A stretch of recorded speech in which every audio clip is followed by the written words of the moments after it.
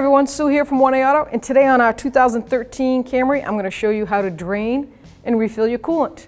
If you need any parts for your car, click on the link below and head on over to oneauto.com. To take the undercarriage shield down, we're going to need a 10mm socket and a body clip tool.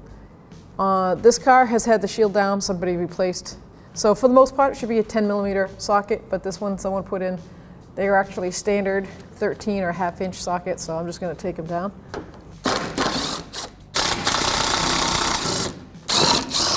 Switch over to the 10. So you're going to do the same per side. So there's those 3 bolts with that little rubber vent, just directs the airflow. You're going to take those down, and then you're going to have 1, 2, 3, 4 across the front, and then 1 body clip. I'm going to do the body clip.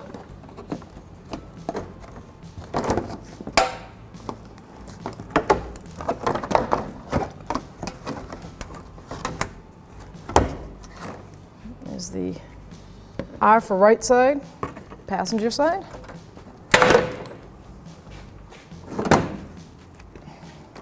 And the L for left side. Once your shields are down, you can see the lower part of your radiator, and you'll see the drain right there, the petcock, and it's just a plastic butterfly. Sometimes you can do it by hand, and sometimes you can't. I just use a pair of small pliers, and I just grab it gently and give it a slight twist. Then I'll use my hand. I have my catch bucket ready to go.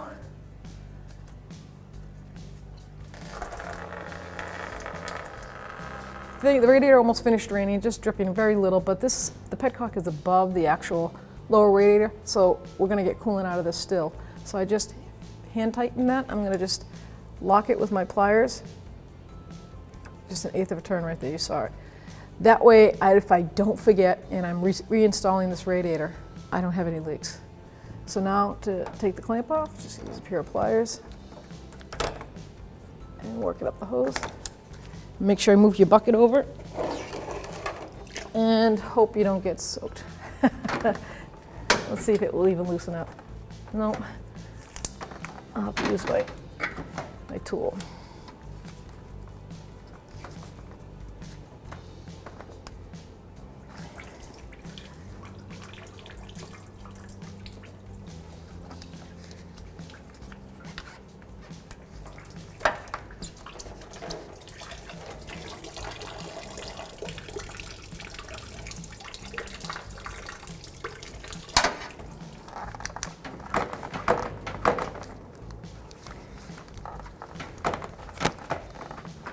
Here she comes. Let's hopefully I don't get.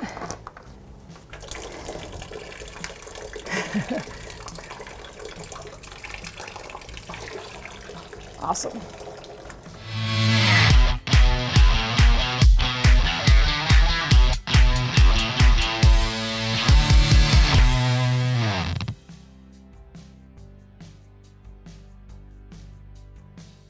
Now I can put the clamp on. So whenever doing a radiator or any coolant fill system, we sell this, maybe you've seen one of them before, but we sell it on our website. And it's a coolant funnel, a self-burper. It works really good. It's been around for a long time. But this kit comes with all new modern stuff. I have one of the original ones that came out probably close to 15 years ago. I'm not going to date myself. But it doesn't come with all these cool attachments. So we know we have the European small, so I'm going to use that one. It comes with 2 of them. You have one that's wider than the other as far as the prongs go, and all these adapters that go with it. And I like how they're color coded, because once you use it enough, you can say, oh, I know that the purple is for GMs and the black is for like Fords or vice versa, and then you've got little imports. Couple of elbows. Okay, so let's see how this works. So the first thing you want to do is, on this radiator, it has a raised neck to it. So you're going to find the one with the shortest fill. That would be that green one. Now I'm going to look at my radiator, and I know that that could be it, or that could be it. So let's try this one first. And you want it to be snug. And I lucked out perfect. So then you just take your funnel, push it down in, take the stopper out. I'm going to put all this stuff aside. It's not used on this car. And now you take your coolant of choice. I have some aftermarket Asian coolant for Asian engines, all aluminum engines, and it's already pre-mixed. And you just start to fill your car. And it will self-burp. It doesn't make a mess. I could just keep filling that right up.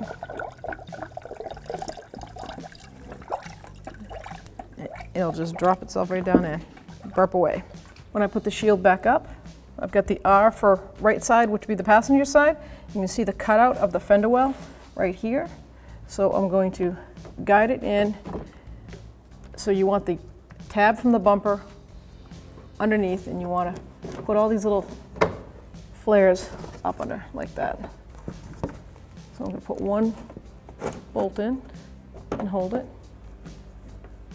And then I'm going to go over here, and I've got my fender guide here. So that's going to go on top there, then that one. Now this has that rubber piece, remember? I'm going to get my electric gun with my 10mm socket.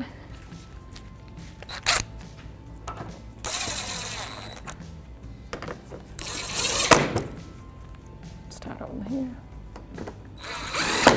I'm going to do the same on the driver's side, which is the plastic that says L.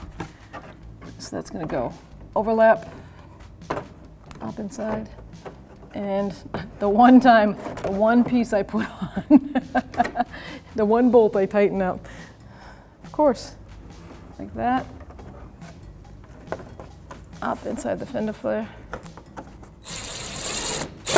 There we go.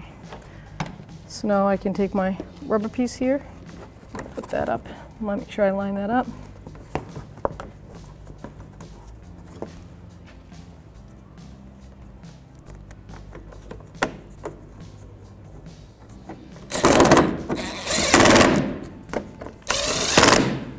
Okay, up in the front here. Get this one. Get this one that overlaps. So this piece is going to go down underneath it.